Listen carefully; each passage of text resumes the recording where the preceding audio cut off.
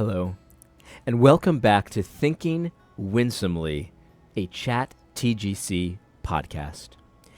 Today's episode is one of the most important issues of our time. The reality of the Purge has been thrust upon our nation, not to any small debate amongst Christians. We here at TGC are all about thinking through these issues with a spirit of winsomeness that is so often missing from these conversations. I recognize that many good Christians on both sides of the issue regarding the goodness of the purge, it often leads to very heated discussions around the dinner tables and at our churches. And so we wanted to provide a winsome approach to navigating the complexity of the issues regarding the purge, with an emphasis on gospel-centered Christian discernment. Won't you join me on this journey? Let's begin, and this is a very important article that was written by the editors of Chat TGC. Introduction. In the realm of societal experiments, the concept of the purge has stirred great debate for its provocative nature and potential implications. While ethically complex, some argue that there may be nuanced benefits to embracing this event, drawing parallels to Christian themes of catharsis, renewal, and most importantly, redemption. In this exploration, we'll delve into why proponents suggest that the purge could offer unique advantages within a framework that reflects biblical principles, while also considering why Christians might exercise caution and discernment in supporting such an idea. The purge proposes a structured outlet for the release of pent-up emotions and societal tensions, akin to the concept of catharsis. Proponents posit, in a controlled environment, individuals may find a way to express their frustrations and grievances without the constraints of legality. This cathartic release, they argue, could potentially lead to a decrease in overall societal unrest. As individuals have an outlet to vent their frustrations, let me pause the article just for one moment. I think there's some nuance that could be had here with this issue. I know that when you excuse me. I had one too many IPAs last night. I know that when you hear about the concepts of the purge, the first kind of guttural reaction that we have is one of disgust and immorality. But maybe a thought experiment. Should we be pursuing the policies that lead to less societal unrest, that lead to less crime, less problems over time? Or should we slavishly promote policies that have been proven to lead to poverty, that lead to violence, and overall societal unrest? See, these are complex questions, and I don't think that the answers are as clear as many fundamentalists want to make it seem. We should be looking and working towards a society where societal unrest, poverty, these are unthinkable. Let me go back to the article. Please excuse my small interruption there. These are issues that I cared very deeply about. The article continues. Considered controversial, the annual occurrence of the purge could be viewed as a societal reset button, challenging individuals and communities to reevaluate their values and priorities. The event may encourage introspection and a collective commitment to rebuilding after its occurrence, fostering a renewed sense of community and shared responsibility. Central to Christian teachings is the notion of individual responsibility and accountability. Proponents of the purge argue that the event, by lifting the usual legal constraints, may foster a heightened sense of individual responsibility. The knowledge that actions during this period are not exempt from consequences may, they suggest, encourage more thoughtful decision-making. Here's where the rubber meets the road. I'm taking a little break from the article just for another moment. This is the central theme of Christianity. And we ought to think long and hard about the parallels we can find within the event of the Purge and the sacrifice of Jesus Christ. Back to the article.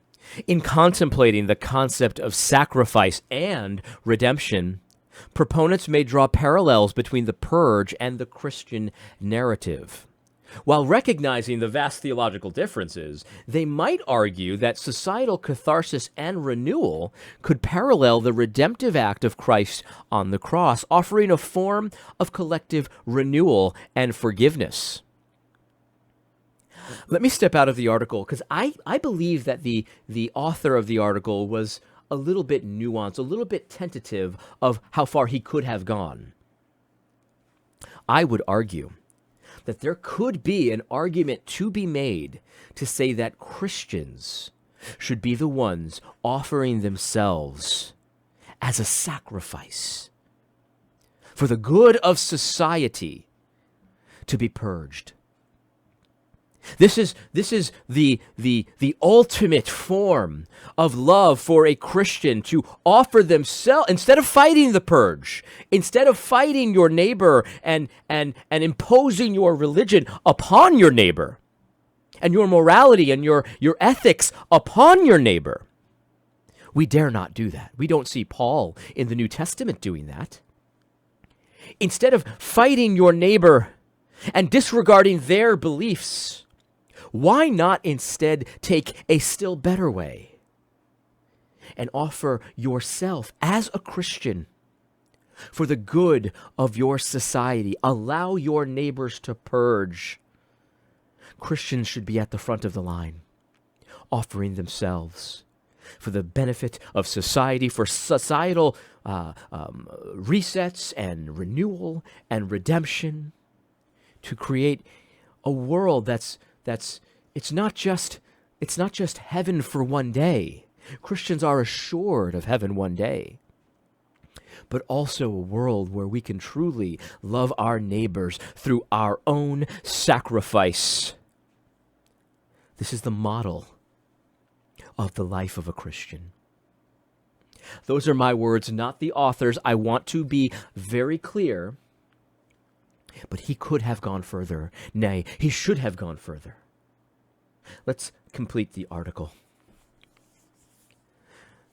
Historically, Christianity has grappled with the idea that great beauty can emerge from great evil, mirroring themes of redemption and restoration. While acknowledging the darkness of the purge, some proponents may suggest that the event could potentially inspire a collective response leading to societal creativity, innovation, and positive transformation. Let me step out of the article one more time, if you'll indulge me. We have heard reports, and I'm not talking about just the conservative radio reports of all of the chaos and evil that happens on Purge night. Yes, we recognize that there is great darkness revealed during the Purge. But we dare not ignore the many stories heard on reputable outlets like NPR, MSNBC, of the great acts of kindness on the annual Purge night, the great acts of selflessness and beauty in the midst of the darkness. We understand we are but sojourners on this earth, and there will always be darkness with us, but yet we can be as a shining light upon a hill.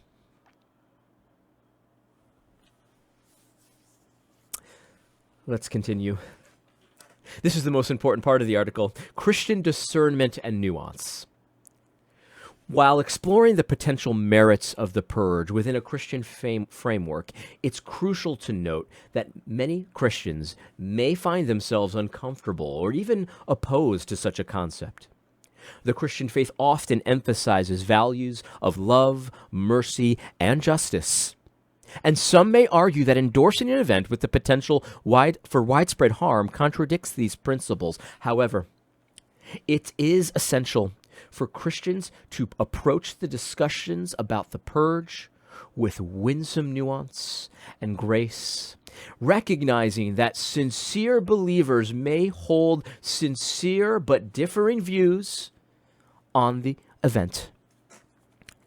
Making sure to engage in thoughtful and respectful and winsome dialogue without demonization of your opponents allows for a more comprehensive understanding of diverse perspectives within the Christian community. In conclusion, while advocacy for the purge may appear counterintuitive, proponents argue that it could offer many unexpected benefits within a framework that reflects biblical principles. However, Christians should approach this topic with discernment, recognizing that sincere believers may hold differing views. Engaging in a thoughtful and respectful dialogue allows for a more comprehensive understanding of diverse perspectives within the Christian community. What a wonderful article. What a wonderful offering into this very complex conversation regarding the annual Purge night. Now, I have my own opinions, but I dare not share them completely with you.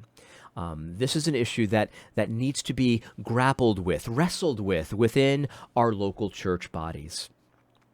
And remember, above all, that many Christians may differ on the issues regarding the purge. But what I will say without hesitation, come what may, is that we dare not act as if we have a monopoly on truth.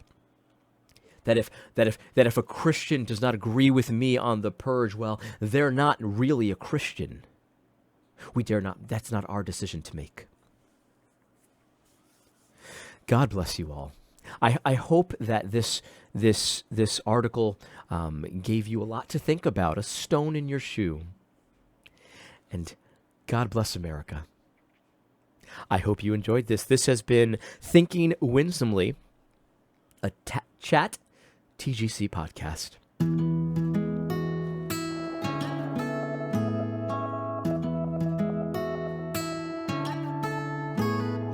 One more thing, I was editing the previous video. Oh, by the way, excuse me for my attire. I'm about to go to my Pilates class. I felt like I felt like what I had offered you was actually a little bit dishonest, because I said I would not share my opinion, and I felt burdened. I felt burdened to share with you while I personally and deeply, convictionally oppose the activities that happen on our annual Purge night, I also do not support abolishing the purge. And I offer you this to think about as you go forward with your discussions and your conversations with loved ones.